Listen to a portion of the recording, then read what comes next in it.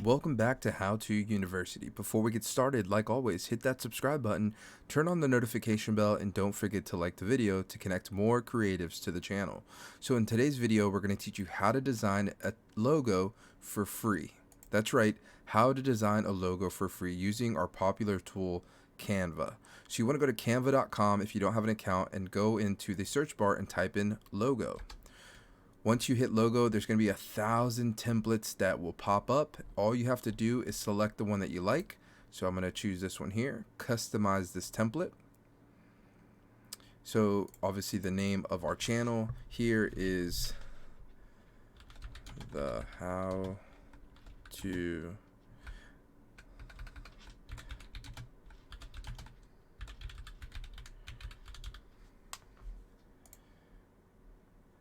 To University, established in 2022. You can hit share, download, and that's it. If you enjoyed the video, make sure to like the video and comment down below what you'd like to see next on Canva. See you in the next one. Peace.